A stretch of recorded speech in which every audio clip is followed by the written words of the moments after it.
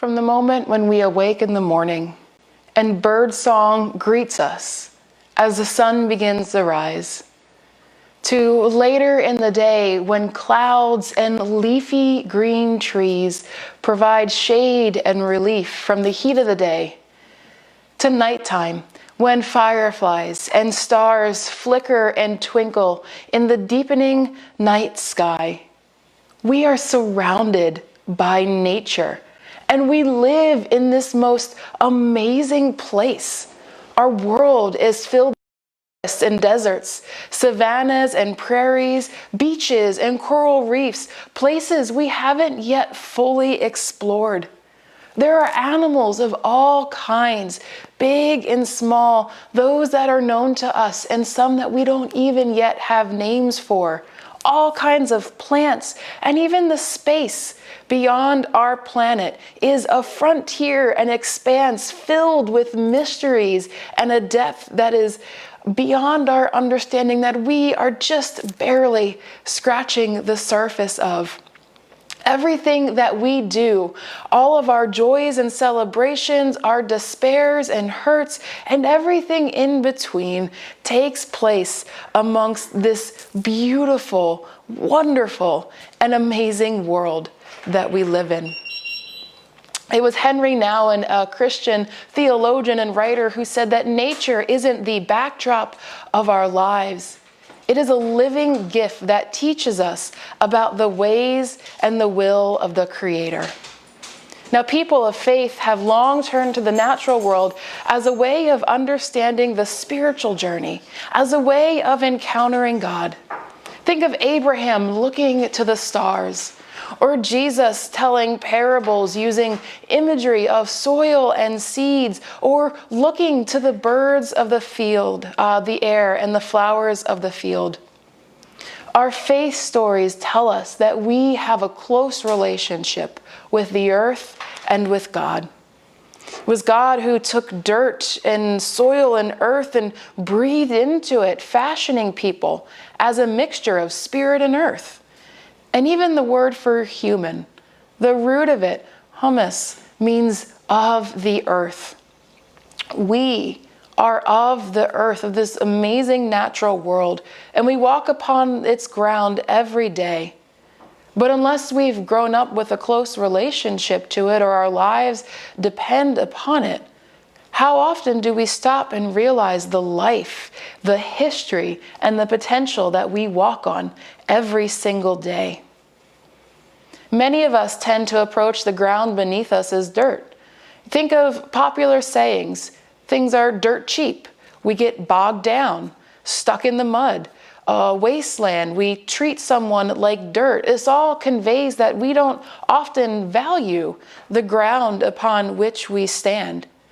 And yet this ground is amazingly alive. There is an entire ecosystem of bacteria and fungi and protozoa, earthworms, and more that live beneath our feet.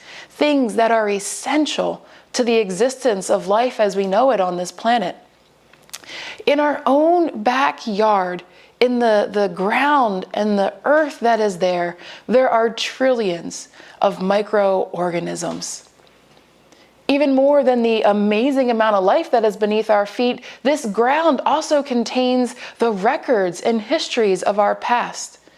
Digging into the earth and looking at all the different layers of soil can show us a record of human history, as well as a variety of different natural events that have changed and shaped the land over time. And the state of the soil and earth that we work with today is due to the influence of what has happened in the past. Now, this combination of life and history together means that soil holds possibilities for new life and new growth for the future.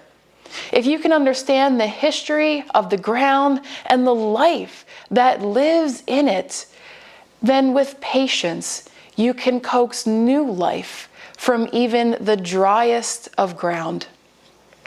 I think this is why Jesus uses soil to help people reflect on the potential and task of our spiritual journeys.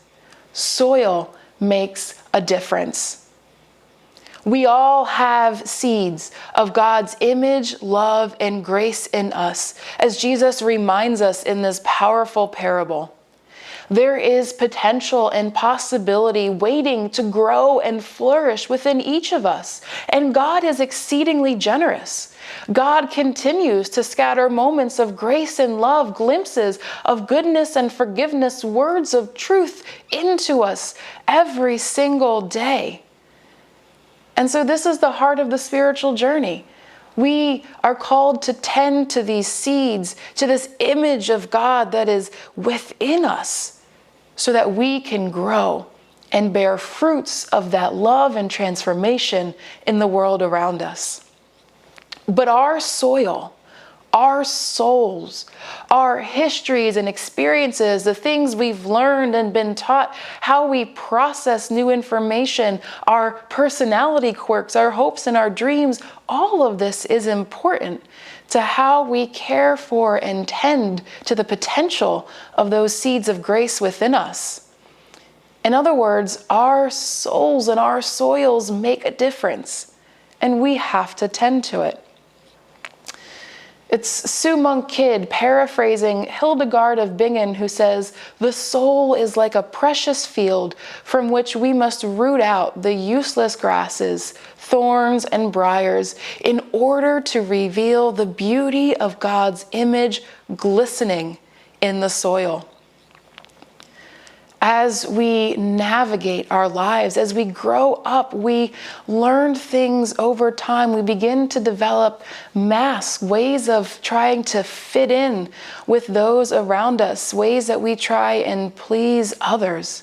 But they aren't necessarily true to who we are and who God has made us to be.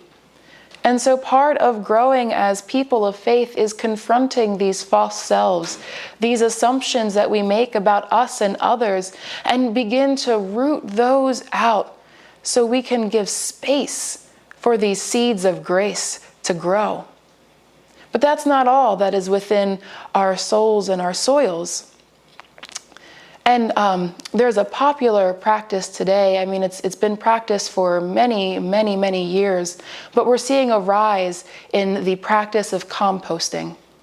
A practice where you take soil and then add into it leftovers, discarded things, other organic materials that may not seem to be of value, but when mixed in with this dirt and given time to grow and tended to and cared for, it can produce life-giving soil that can nurture a garden full of beautiful fruits and vegetables. Our own lives, too, have these sorts of elements. We all have mistakes and regrets, failures, things that we would rather not remember. And thinking about those moments could fill us with shame, leading us to think that we are not good or that we are not full of worth. But those moments are not the seeds of love that God plants in us. But we can still compost those experiences, mix them with the life-giving potential of grace and compassion to see what we can learn from those moments. When we remember that we are loved and forgiven, that we are free to make different choices more in line with our values and who we know God calls us to be, we can compost those experiences into potential for new life. It's the same with our pain and our grief and our hurt. When we establish boundaries, when we practice generosity and forgiveness and grow empathy, it can help prevent these experiences from turning our soil hard and help keep it ready for what God is growing within us.